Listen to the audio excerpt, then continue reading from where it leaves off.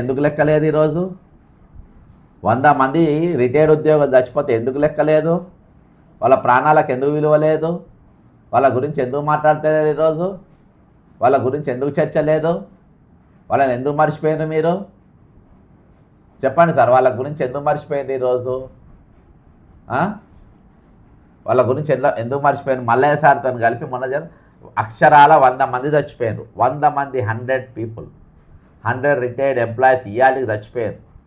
ఎక్కడ పోయింది? ఎవరు ఎందుకు మాట్లాడతలేరు? ఈ సంఘాలు ఏమైపోయినాయి? ఎందుకు మాట్లాడతలేవు? కాబట్టి ఇది దౌర్భాగ్యమైన పరిస్థితి. 22 మంది చచ్చిపోతే వాళ్ళు ఒక ఉద్యమం చేసి ఈరోజు ఆ ఉద్యమంతో మనం ఏం నేర్చుకున్నాము? మనకి ఏం పాఠం నేర్చుకున్నాం అక్కడ? మనం ఎందుకు ఆపుతున్నాం మధ్యలో? ఇవాళ ఈహెచ్ఎస్ కొరకు CM, finance minister, chief secretary trust వల్ల సమస్య లేనప్పుడు హాస్పిటల్స్ మేనేజ్మెంట్స్ వల్లే సమస్యలను సీఎం దృష్టికి ఎందుకు తీసుకొని వెళ్ళలేదు? మీకేమైనా భయమా? రాజకీయాలు ఉన్నాయా అంటున్నారు. ఈ రాజకీయాల గురించే సీఎం చెప్పడానికి భయమా? 2 ఇన్స్టాల్మెంట్స్ రిడక్షన్ చేసుకున్నా ఈరోజు ఇప్పటి వరకు జేఏసీ మాట్లాడతలేదు. ఎంతోమంది ఉద్యోగులు నగదు పే చేసి ట్రీట్మెంట్ చేసుకుంటున్న విషయం మీకు తెలియదా? మీరు ఉద్యోగులందరికీ ప్రాతినిధ్యం విషయం మర్చారా? అది ప్రాణాలకు సంబంధించిన విషయం అని తెలియదా? తెలిసినా కూడా సమస్య 2 నెలల కాల యాపన జరుగుతున్న విషయాన్ని ఉద్యోగులు ఏం అర్థం చేసుకుంటున్నారో కూడా తెలుసు. అయినా కాలయాపన జరుగుతూనే ఉంది. మీ పర్సనల్ లోపాలున్నాయి అని ప్రభుత్వం చూపే ఆశలకు లొంగడం అని ఉద్యోగులు అనుకుంటున్నారు. ఇంకా డిఏల గురించి, పిఆర్సీ గురించి ఎప్పుడు కార్యాచరణ తీసుకుంటారు అని ఉద్యోగులు, పెన్షనర్లు విసిగిపోతున్నారు అని ఈరోజు దీనిపైన జరుగుతున్న ప్రభుత్వం ఇంత రిస్క్ తీసుకునే బదులు మళ్ళీ ఇంకో మిత్రుడు చాలా ప్రభుత్వం ఇవన్నీ కథలంతెందుకు, ఇంతకుముందు చెప్పినట్టుగా మీరు సపరేట్గా మా పైసలు మాకు ఇచ్చేయండి, మీరు మీ అన్ని కలిపి మాకు 3% ఇచ్చేయండి, మేము చూసుకుంటామని చెప్పేసి ఈరోజు ప్రభుత్వ పెద్దలు చెప్తున్నారు.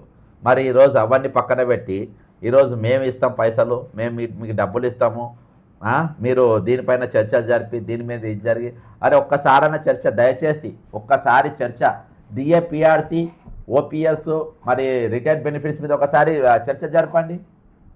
టీఎన్జిఓ నాయకులకు, టీజీఓ నాయకులకు చెప్తున్నా, ఈరోజు మీరు తెల్లారులేస్తే ట్రస్ట్ మీటింగ్ ఎన్నిసార్లు పెట్టిండ్రు కదా బైసాబ్, మీరు ఒకసారి పోయి అదే చీఫ్ సెక్రటరీతో, అదే ముఖ్యమంత్రి గారితో టైం తీసుకొని మీరు ఈ 4 అంశాలపైన మాట్లాడని, మాకు ఇచ్చే పైసలు మాకు ఈ బాధ తర్వాత ఈ మాట్లాడదు, ఈహెచ్ఎస్ తర్వాత మాట్లాడదామనాలే. మీరు ఇవాళ దాకన పోతలేరా? ఇన్ని రోజులు ఇప్పుడు దాదాపు 2024 వెళ్ళి పైసలు రాకుండా ఈరోజు పెన్షనర్లు దాకనలు పోతలేదా? గుండె ఆపరేషన్లు చేసుకోలేదా? సచ్చేటోడు రావలేదా? బతికేటోడు బతకలేదా? మీ పుణ్యాన ఈరోజు మీరు చేయాల్సిన యుద్ధ ప్రాతిపదికన మీరు చేయాల్సిన కార్యక్రమం ఏంది? ఈరోజు నువ్వు ఎన్ని మీటింగ్లు పెట్టినావు ఇవాళ దాకా ఈహెచ్ఎస్ గురించి? దాదాపు 4-5 మీటింగ్లు ఇవాళ వరకు పాల్గొన్నారు. నేను అడుగుతున్న మిస్టర్ ఏలూరు శ్రీనివాస్ అండ్ జగదీశ్వర్ గౌడ్ గారు, మీ మారం జగదీశ్వర్, మీ ఇద్దరికి ఒకటే క్వశ్చన్ అడుగుతున్నా. మీరు డిఏల గురించి, పిఆర్సీ గురించి, రిటైర్డ్ బెనిఫిట్స్ గురించి, ఓపీఎస్ల గురించి ఎన్నిసార్లు ముఖ్యమంత్రి గారితో మీటింగ్ పెట్టిండ్రు? ఎన్నిసార్లు మీరు మాట్లాడినరు? అదే మన చీఫ్ సెక్రటరీ గారితో ఎన్నిసార్లు మాట్లాడినారు? ఎన్నిసార్లు మీటింగ్ పెట్టిండ్రు? ఈహెచ్ఎస్ గురించి ఎన్ని మీటింగ్లు పెట్టిండ్రు? మీకు ఈహెచ్ఎస్ మీద ఉన్నంత శ్రద్ధ మిస్టర్ మారం జగదీష్ అండ్ ఏలూరు శ్రీనివాస్, మీరిద్దరికి ఈహెచ్ఎస్ మీద ఉన్నంత శ్రద్ధ ఈరోజు ఈ 4 అంశాలపైన ఎందుకు ఉంటలేదు చెప్పండి మీరు దయచేసి. ఈ 4 అంశాల మీద ఎందుకు ఉంటలేదు? డిఏ మీద, పిఆర్సీ మీద, ఓపీఎస్ మీద, రిటైర్డ్ బెనిఫిట్స్ మీద, ఈ 4 అంశాల మీద ఎందుకు ఉంటలేదు?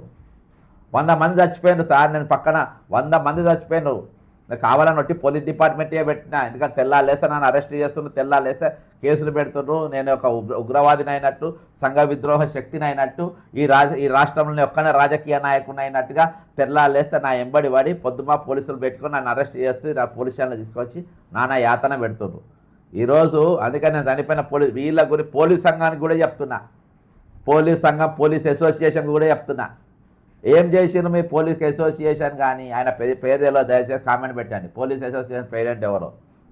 పోలీస్ అసోసియేషన్ ప్రెసిడెంట్లు మిమ్మల్ని ఎవరైతే ఎన్నుకున్నారు సంఘాలను? వీళ్ళ కోడీలు ఎందుకు? ఈరోజు మీరు ఎన్ని సమావేశాలు పెట్టిండ్రు, ఎన్ని మీటింగ్లు పెట్టిండ్రు? మొన్న ఎవరో చెప్తుండ్రు, ఒక పోలీస్ ఆయన నన్ను పట్టుకొని పోయినా, నన్ను తీసుకుపోయి ఒక దగ్గర డిటెన్షన్ చేసిండ్రు పోలీస్ స్టేషన్లో. అందులో ఉన్న ఒక ఎస్ఐ గారు చెప్తుండ్రు, ఈ సంఘం అంట సార్ ఒకసారి మనం ఓపీఎస్ గురించి మనము డీజీపీ గారికి రిప్రజెంటేషన్ ఇద్దాం సార్ అని ఎంబడి పడంగా పోదాం పా అని చెప్పిండ్రంట. తీరక్కడికి పోయినాక తప్పించిన 2 రోజులు తప్పించినాడ. తీరక్కడికి పోయిన తర్వాత మీరే పోయిందని నా జంప్ అంట. ఎవరు? ఈ పోలీస్ సంఘం రాష్ట్ర అధ్యక్షుడు జంపు కనవాలేగా. అలా అంటే ఈరోజు మీరు మాట్లాడేసి మీ సంఘాలు మొత్తము ప్రభుత్వంతోని, ప్రభుత్వ పెద్దలతోని, ఈరోజు ముఖ్యమంత్రితోని, అధికారులతోని కుమ్మక్కైపోయి మీరు ఈ సంఘాలకు వాళ్ళకు వత్తసుగా పనిచేస్తుండ్రు. బ్రిటిష్ వాళ్ళతోని దేశద్రోహులు చేతులు కలిపినట్టుగా ఉద్యోగ ద్రోహులు, ఉద్యోగ ద్రోహులు వీళ్ళు. ఉద్యోగ ద్రోహులు అందరూ కూడా ఈరోజు పెత్తందారి ఉద్యోగ సంఘాలతోని, మన ఉన్నత అధికారులతోని చేతులు కలిపి, ప్రభుత్వంతో చేతులు కలిపి ఈరోజు నిన్ను నమ్ముకొని ఉన్న ఉద్యోగుల గొంతులు కోస్తుండ్రు. మీరు ఉద్యోగ నాయకులు కాదు, ఉద్యోగ భ్రష్టులు, ఉద్యోగ ద్రోహులు. మీరు ఈరోజు వాళ్ళ తలుపు నిలబడతారా? మీరు అక్కడి పోయి నిలబడతారా? మీరు దేని గురించి మాట్లాడతారు? తెల్లాలేస్తే ఈహెచ్ మీద ఎందుకు భయ్ ఇంతకన్నా చర్చ? 2 నిమిషాల పీనట్స్లకు ఎగిరిపోయే ఇష్యూను పొద్దుమాపెట్టు దీనిపైన అంతగానం చర్చిస్తుండ్రు. అంతగానం ఎందుకు లాగుతుండ్రు? దీన్ని లాగాల్సిన సమస్యలు చాలా ఉన్నాయి కదా, ఇష్యూస్ చాలా ఉన్నాయి కదా, పరిష్కారాల్సిన సమస్యలు చాలా ఉన్నాయి కదా. అవన్నీ పక్కన పెట్టుకొని ఈరోజు ప్రభుత్వం తెగబడి ఈరోజు వాళ్ళ డబ్బులు ఎక్కపోయి వాడుకుంటున్నారు భయంకరంగా. వాళ్ళ డబ్బులు వాడుకొని వాళ్ళ డబ్బులు ఇచ్చేసి ఈరోజు వీళ్ళకి ఇవ్వాల్సిన పైసలు ఇవ్వకుండా వీళ్ళ జీతాలలోకి వెళ్ళి ఈరోజు నెలకు 1.5% మీరు బేసిక్ శాలరీ, బేసిక్ పెన్షన్స్ మీరు కట్ చేసుకుంటా ఉంటే ఇది ఎక్కడ న్యాయం? ఇది ఎక్కడ న్యాయం అని మీరు ఎవరెందుకు కలుగుతారు? 2 నెలల పైసలు ఏం చేసింది చెప్పండి. ఈరోజు 2 నెలల పైసలు ఏం చేసిండ్రో? 3 రోజులు తెల్లారితే 3 రోజులు 2 రోజులు ఉంటుంది, ఇంకా తెల్లారితే ఇంకా 2 రోజులు అయితే 3వ ఇన్స్టాల్మెంట్ కట్ చేసుకుంటారు. దేనికోసం కట్ చేసుకుంటే ఈరోజు మీరు దానివల్ల మాకు వచ్చింది ఏంది? ఈరోజు నిజంగా నువ్వు పాలకునివి అయితే, నిజంగా నువ్వు ఉద్యోగుల శ్రేయాభిలాషివి అయితే, నువ్వు వాళ్ళ గురించి నిజంగా నువ్వు ఆలోచిస్తే, వాళ్ళ తరపున నువ్వు ఆలోచిస్తే ముఖ్యమంత్రి గారు, ఈరోజు నేను ఇలా చాలా పాలసీలు వచ్చినాయి, నేనే నా 1.5% యాడ్ చేస్తా, నువ్వు తీసుకో, నీది అది కలిపి 3% కలిపి మీరు పాలసీ తీసుకొని ఆ పాలసీ ఏది తీసుకున్నారో అది నాకు సబ్మిట్ చేయాలి, మా దగ్గర ఇవ్వాలి అంటే ఎవరు తప్పించుకోకుండా అందరూ కూడా బరాబరిస్తారు. అప్పటి నాకు ఇవ్వాలి అని అంటే అప్పుడు నీకు సప్పళ్ళు కొడతారు అందరు.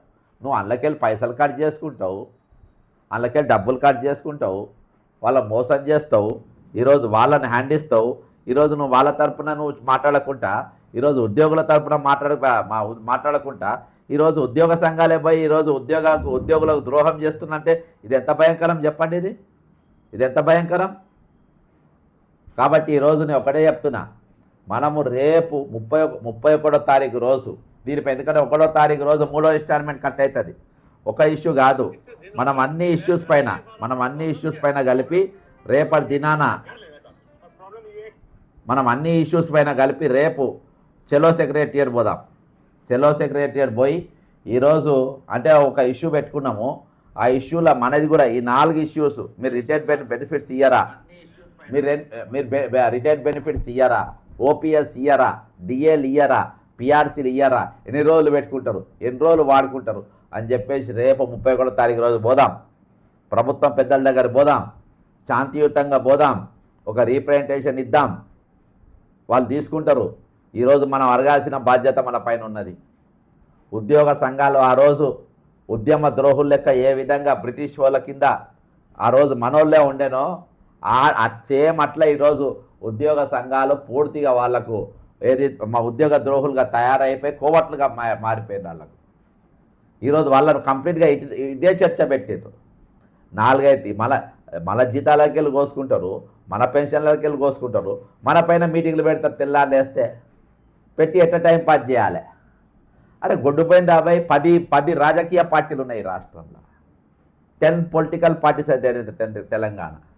అరే ఒక్క పార్టీ మాట్లాడితే ఇంత అన్యాయం జరుగుతూ ఉంటే, ఒక్క రాజకీయ పార్టీ, అరే ఏమైపోతుంది ఇది, ఇంత అన్యాయం జరుగుతూ ఉంది, ఇంతమంది చచ్చిపోయారు, 100 మంది చచ్చిపోయారు సార్, 22 మంది బిడ్డలు చచ్చిపోతే దేశం మొత్తం ఒకటైపోయి పోరాడి ఆ మంత్రితో రాజీనామా చేశారు.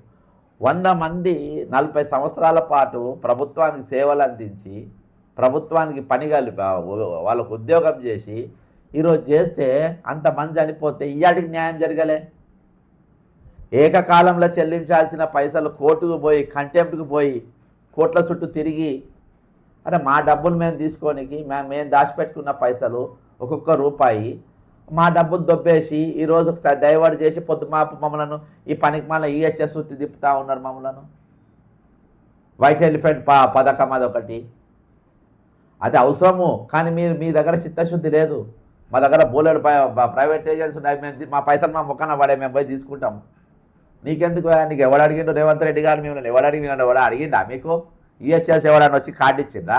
ఉద్యోగ సంఘాలు ఎవరు ఎన్నుకోలే అక్కడ, వాళ్ళే నిర్ణయించుకున్నారు. 5 స్టార్ హోటల్లో పెట్టుకొని నేను ప్రెసిడెంట్, నేను జనరల్ సెక్రటరీని, నువ్వు వైస్ ప్రెసిడెంట్ అని చెప్పి రాసుకొని నువ్వు ఎత్తి మీద ఎత్తుకొని ఊరేగు. వాళ్ళ తరపున ఎవడు ఎక్కడ ఉద్యోగులు లేరు ఈరోజు, వాళ్ళ తరపున ఎవడు మాట్లాడతలేరు. ఈరోజు ద్రోహం చేస్తుండే ఈరోజు. నిజంగా చెప్తున్నా, ఎంత చెట్టుకంత గాలన్నట్టు ఈరోజు పరిస్థితులు ఎట్లున్నాయి దాని ప్రకారము వాళ్ళ ఖర్చులుగా ఆ తీరుగా ఉన్నాయి. ఈరోజు చాలామంది వైద్యం అందక ఎన్నో ఇబ్బందులు పడుతూ ఉన్నారు. ఆ వైద్యం నీకు అది చాలా చిన్న విషయం కాదు, నీతో కాదు రేవంత్ రెడ్డి గారు. ఈహెచ్ఎస్ స్కీమ్ను అమలు చేసుడు నీ వల్ల కాదు, నీ శక్తికి మించింది. నీదేదో బఠానీ అంత మెదడు ఉన్నది, ఆ మెదడు నీకు హైడ్రాకో వీటికో వాటి భూములు గుంజుకోనికి, వీని భూములు గుంజుకోనికి, ఆడ పైసలు వసూలు చేయడానికి, ఈడ పైసలు వసూలు చేయడానికి, దందాలు చేసుకోనికి పనికొస్తుంది. అది నీకు ఈహెచ్ఎస్ స్కీమ్ నడిపేది చాలా పెద్ద మెషినరీ కావాలని దగ్గర లేదు. నీ దగ్గర అంత సిన్సియర్ ఆఫీసర్స్ లేరు. నీ దగ్గర నువ్వెట్లా పాడుపడ్డావో నీ దగ్గర ఆఫీసర్స్ కూడా అదే విధంగా పాడుపడ్డావు. కాబట్టి ఈ స్కీమ్ నీ వల్ల కాదు, నువ్వు చేయలేవు. నువ్వు ఇదే బెనిఫిట్స్ అయ్యే నీకు చేతనైతే లేదు. నువ్వేం అమలు చేస్తావు చెప్పండి? ఇవాళ నువ్వు 1.5% నువ్వు యాడ్ చేయాలి, అందులో యాడ్ చేసి స్కీమ్ అమలు చేయాలి. 5 లక్షల రూపాయలు నువ్వు ఇవ్వగలుగుతావా చెప్పండి? నువ్వు 5 లక్షలే పెంచినావు లిమిటు. 5 లక్షలు ఇచ్చే దమ్ముందా నీకు రేవంత్ రెడ్డి గారు? అరే పని చేసి దాచిపెట్టుకున్న పైసలే ఇవ్వవంట. నువ్వు అంటావు ఈ 1% నేను ఒక 1.5% యాడ్ చేసి ఇలా సిపిఎస్లకు ప్రాణ్ల ప్రభుత్వము ఏవైతే పైసలు యాడ్ చేయాలనో వాళ్ళకి 10%, అవి రిటైర్ అయిన వాళ్ళకు లాస్ట్ 3 నెలలు యాడ్ చేయలే డబ్బులు. నీ ముఖానికి నువ్వు 1.5 యాడ్ చేస్తానంటే ఎవరు నమ్ముతారు చెప్పు రేవంత్ రెడ్డి గారు చెప్పండి? ఇవాళ ప్రాణ్ అయితే ఏదైతే సిపిఎస్కి ఉన్నారో ప్రాణ్, అది 10% ఉద్యోగులకి వెళ్ళి కట్టే జీతంకి వెళ్ళి కట్టే ఆ ప్రాణంలో పడుతుంది. యాప్లో ఒకటి 10% ప్రభుత్వం కాంట్రిబ్యూషన్ చేయాలి కదా. ఈ రిటైర్ అయిన వాళ్ళకు లాస్ట్ 3-4 నెలలు ప్రభుత్వం ఇవ్వాల్సిన కాంట్రిబ్యూషన్ 10% ఇవ్వలే. ఇక్కడ స్కామ్ ఏమైందంటే ఆ 10% ఇవ్వకపోవడం వల్ల ఆ 3 నెలల్లో యాడ్ చేస్తేనే వీళ్ళ పైసలు మొత్తము ఇదవుతుంది, వీళ్ళకి టోకెన్ నెంబర్ వస్తుంది, వీళ్ళ పైసలు రిలీజ్ అవుతాయి. అవి రిలీజ్ కావద్దని లాస్ట్ 3 నెలలు ఆపిండు. 3 మంత్స్ వీళ్ళ ఏదైతే కాంట్రిబ్యూషన్ గవర్నమెంట్ ఇవ్వనో ఆపిండు. ఇవాళ ఈ 3 నెలల కాంట్రిబ్యూషన్ ఇవ్వనికి శాతగానోడు ఆలోచించండి. ఈ 3 నెలల ఆ శాతగానోడు అంట ఈరోజు దాదాపు రిటైర్డ్ ఎంప్లాయీస్ ప్లస్ ప్రస్తుత ఎంప్లాయీస్ వీళ్ళిద్దరు కలిసి దాదాపు ఒక 10 లక్షల మంది ఉంటారు అనుకుందాం. 2 కలిపి రిటైర్ అయిన వాళ్ళు పాత వాళ్ళు. సరే యావరేజ్గా 10 లక్షలు కాకుండా 5-6 లక్షలు ఉన్నారని అనుకుందాం. అదే వీళ్ళకు ప్రభుత్వం 1.5% ఇక ప్రతి నెల యాడ్ చేస్తుందా? నమ్ముతారా? ఇది ఎవరన్నా నమ్ముతారా చెప్పండి? కాబట్టి ఇదంతా ఏంటంటే ఈరోజు జనాల పిచ్చోళ్ళని చేయడానికి తప్పేం లేదు. ఉద్యోగ సంఘాలు పెద్ద కాలీఫ్లవర్ పెడుతుంది. ఇంతమంది జర ఆలోచన చేయండి సార్, దండం పెడుతుంది. ఇవాళ 3 నెలలు సిపిఎస్ వాళ్ళ కాంట్రిబ్యూషన్ అందనియాలోడు 1.5% ఎవ్రీ మంత్ మీరెంత కాంట్రిబ్యూట్ చేస్తున్నా అంత ప్రభుత్వం కాంట్రిబ్యూషన్ చేస్తారంటే మీరు నమ్ముతారా? మీరు చెప్పండి. ఈరోజు ఇదే రామకృష్ణారావు గారు గతంలో కేసీఆర్ గారు ముఖ్యమంత్రి ఉన్నప్పుడు ఈ కుబేరాన్ని తీసుకొని వచ్చి ఆ రోజు నిండా ముంచిండు. ఆ రోజు అప్పుడున్న సంఘాలు మాట్లాడాలి. అప్పుడు అది మనకు బీజం పడ్డది నెంబర్ 1. రెండవది మనకు చెప్పకుండా అండర్టేకింగ్ తీసుకోకుండా పైసలు ఇవ్వాల్సి వస్తుంది. 3 సంవత్సరాలు ఇది పెంచిండు, సర్వీస్ పెంచిండు. అప్పుడు ఎవడు వ్యతిరేకించలే, ఎవడు మాట్లాడలే. అర్థంటే ఈ కుబేర్ ఒకటి, 3 సంవత్సరాలు పెంచడం ఒకటి. ఇదేదో పోతుందని డౌట్ మనకు రావాలి కదా, ఆ డౌట్ కూడా రాలేదు. దాని తర్వాత ఇంకోటి ఏంటంటే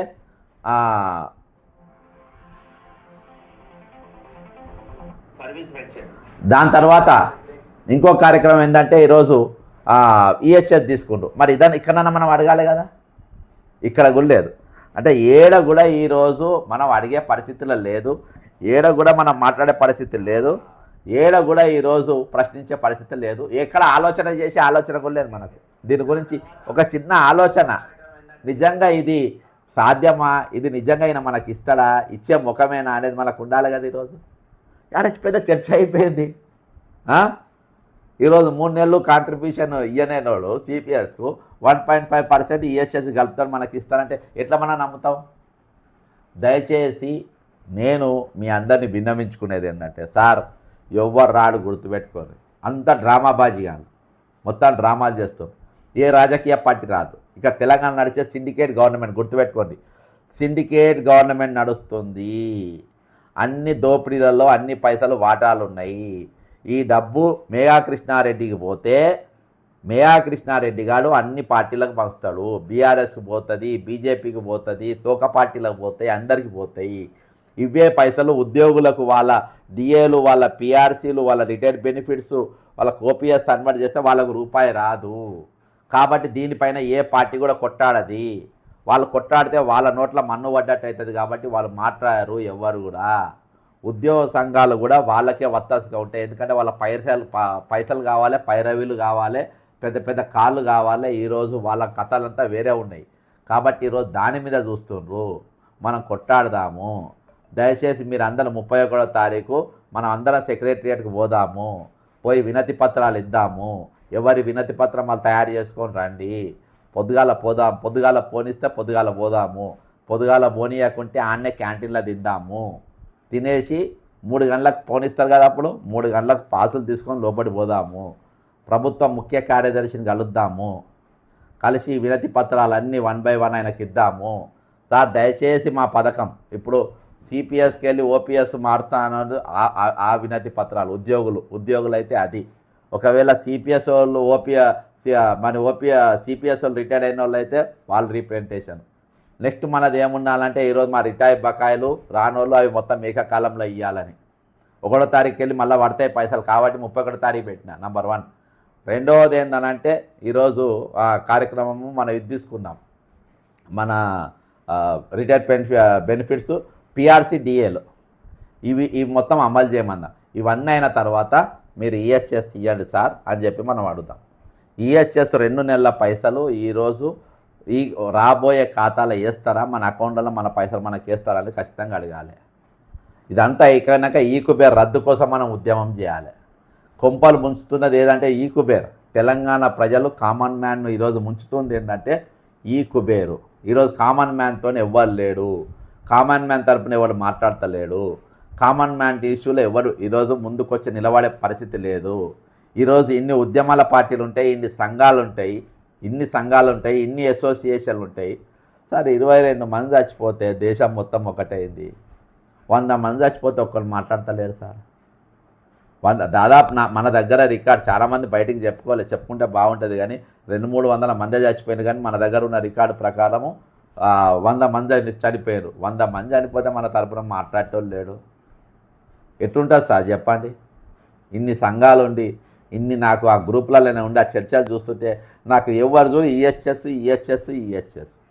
ఈహెచ్ఎస్ చుట్టూ మనం మాట ఆడిపిస్తున్నారు. ఈహెచ్ఎస్ చుట్టూ పాట పాడిపిస్తున్నారు. ఈహెచ్ఎస్ చుట్టూ మన కోలాటం ఆడుతున్నాం. ఈహెచ్ఎస్ చుట్టే మనము అర్థనాదాలు వినిపిస్తున్నాం. దాని చుట్టే మనది నడుస్తుంది. కానీ మనది మొత్తం గొంగళెత్తుకపోయాడు కాదు, ఆషాఢ బూతి కాదు, మన గొంగళెత్తుకపోయిన సంగతి మనం చూస్తలేము. కాబట్టి మీరు దయచేసి 31వ తారీఖు రోజు అంటే ఆ రోజు ఎందుకు తీసుకున్నామంటే యాక్చువల్గా అవుట్సోర్సింగ్ ఎంప్లాయీస్ను దాదాపు ఒక 632 మందిని తీసేసారు. అవి తీసుకొని ఆ నౌకర్లని అమ్ముకుంటుండ్రు బయట వాళ్ళకు. ఏమనంటే పాలసీ మ్యాటర్ అంటుండ్రు. ఐటీ డిపార్ట్మెంట్లో ఆల్రెడీ పాపం ఒక ఆయన నవీన్ అనేట ఆయన అక్రమంగా తీసేసిండ్రు. దవాఖానకని పోతే పొమ్మని చెప్పి ఆయన పొంగనే మళ్ళీ స్టోర్ కానీ నౌకరు వేరే కమ్మి పడేసిండ్రు. నేను పేరేంది చెప్తున్నా అంటే ప్రతి ఇండివిజువల్ కూడా నేను సీరియస్ తీసుకుంటున్నా. ప్రతి ఇండివిజువల్ కూడా ఎవరికి అన్యాయం జరిగినా వారి పేరు తీసుకొని ఎందుకు తీసుకుంటా అంటే నవీన్ అనేట ఆయనను ఐటీ డిపార్ట్మెంట్లో సెక్రటరియట్లో ఎంప్లాయీ ఉండే. మొన్న ఏకాంబరం అంటే ఆయన చచ్చిపోయాడు. దాదాపు 3 లక్షల ఎక్సైజ్ డిపార్ట్మెంట్లో మనం అక్కడికి వెళ్ళి రిపోర్ట్ పోయి వాళ్ళు 3,46,000 ఇచ్చారు. నేను పేరెందుకు తీసుకుంటా అంటే వాళ్ళు ఎవరు అన్యాయం అంటే వాళ్ళకి తెలియాలి, అన్యాయం చేసిన వాళ్ళు తెలియాలి. ఈరోజు నేను ఒకటి చెప్తున్నా, కంటెంప్ట్ కేసులు ఉన్నాయని చెప్పి రంగనాథ్ గారిని తీసేసిండ్రు. సరే రేవంత్ రెడ్డి ఎంత వేసుకున్నా ఏం వేసుకున్నా రంగనాథ్ అంటాడు విలను. రంగనాథ్ అనేటోడు కామన్ మ్యాన్ ఇల్లు గూలగొట్టిండు. రంగనాథ్ని నేను ఫైట్ ఎంత చేయాలో నేను చేసినా, మీరు అందరు కూడా చూసిండ్రు. ఈరోజు కామన్ మ్యాన్ ఒక చిన్న ప్లాట్ కొనుక్కున్న ఆ ప్లాటు ఇల్లు కట్టేదాకా రోజుకు 2-3 సార్లు చూసుకుంటాడు పోయి. ఇల్లు కట్టుకున్నాక ఇటుకే కట్టుకొని ఈరోజు ఇల్లు కట్టుకుంటాడు. ఇల్లు కట్టి చూడు పెళ్లి చూడని పెళ్లి చేస్తుడని ఒక సామెత ఉంటుంది. ఆ సామెత ప్రకారం ఆయన ఇల్లు కట్టుకుంటాడు. కట్టుకున్న తర్వాత ఆయన నీళ్లు పోసుకుంటాడు. దానికి ప్లాస్టింగ్ కాగానే ఇళ్ళల్లో పోతారు. నాకు తెలిసి మన దగ్గర రిటైర్డ్ అయిన ఎంప్లాయీస్ కానీ ప్రభుత్వ ఉద్యోగాలు చాలా మంది అదే తిరిగి ఇళ్ళల్లో పోతారు. ఏదో ఒక అవినీతి పనులు వాళ్ళు అంటే విల్లా నెంబర్ 42 ఒకలే ఇంకా పోలే ఇళ్ళకు. విల్లా నెంబర్ 42 గ్రీన్ విల్లాస్లా రామకృష్ణారావు ఇంకా ఇళ్ళల్లో పోలే, ఇంకా పని నడుస్తూనే ఉంది. ఇంకా పోవచ్చు అంటే బాగా అదంతా. కానీ కామన్ మ్యాన్ మాత్రం ప్లాస్టింగ్ అది ఏం చేసుకోకుండానే ఆ ఇళ్ళల్లో పోతాడు. పోయినాక ఆ ఇల్లు కూలగొట్టేసిన దుర్మార్గంగా. దానికి ఇరిగేషన్ చట్టం ఉంది, దానికి అవి కూలగొట్టద్దని రెవెన్యూ చట్టం ఉంది. ఇరిగేషన్ చట్టంలో ఒకవేళ కూలగొట్టాల్సి వస్తే దానికి కంపెన్సేషన్ ఇవ్వాలని ఉంది, అయినా కూలగొట్టిండు. ఇది నువ్వు నా మాటింటలేవని తీసి అవతల పడేయమని. మరి సందీప్ కుమార్ సుల్తాని అనేటోడు రిటైర్మెంట్ ఎంప్లాయీస్లో కొన్ని వేల కేసులలో ఈరోజు కంటెంప్ట్ ఎదుర్కొంటున్నాడు. సందీప్ కుమార్ సుల్తాని అనేటోడు ఆయన ఎందుకు తీసేస్తలేరు? ఎందుకు కొనసాగిస్తుండే? ఈరోజు కొన్ని వేల మంది ఇయాల్టికి ఆయనకు రామకృష్ణారావు ఐడియా ఇచ్చిండు.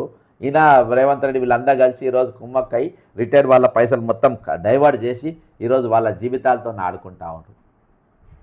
ఇష్టం వచ్చినట్టుగా వాళ్ళు వ్యవహరిస్తాను. ఇన్ని కంటెంప్ట్ కేసులు ఉన్నాయి, ఇయాల్టి వాళ్ళకి ఆయన తీస్తలేరు. కాబట్టి ఈరోజు మనందరం కూడా పోయి ఆ రోజు రీప్రజెంటేషన్ ఇద్దాం. అంతేకాకుండా ఈరోజు అవుట్సోర్సింగ్ ఎంప్లాయీ చాలా ఇబ్బంది పడుతూ ఉన్నారు. సమాన పని సమాన వేతం అన్నారు. ఏజెన్సీ వ్యవస్థ ఉంది, ఆ ఏజెన్సీ వ్యవస్థ రద్దు చేయాలని ఉద్యమం జరుగుతూ ఉంది. పులి లక్ష్మణ్ గారును బాలకృష్ణారెడ్డి గారు, శ్రీధర్ గారు చాలామంది దాని మీద కొట్లాడుతూ ఉన్నారు. అది రద్దు చేయమన్నారు. రద్దు చేసే బదులు వాళ్ళ వేతనాలు పెంచే బదులు వాళ్ళ గౌరవప్రదమైన జీవితం వాళ్ళకి ఇచ్చే బదులు ఈరోజు ఏం చేసింది దుర్మార్గంగా మొత్తం రెవెన్యూ డిపార్ట్మెంట్లో 632 మందిని భయంకరంగా తీసి అవతల పడేసింది. తీసి వాళ్ళని అవతల పడేసింది, ఇక వేరే ముచ్చటే లేదు. కాబట్టి దారుణానికి ఒడిగట్టిండ్రు. దయచేసి నా విన్నపం ఏంటంటే ఈరోజు ప్రభుత్వ పెద్దలకు మీరు వాళ్ళకు రావాల్సిన బకాయిలు ముందు వాళ్ళకి ఇవ్వండి, ఉన్నతమైన ఆలోచన చేయండి.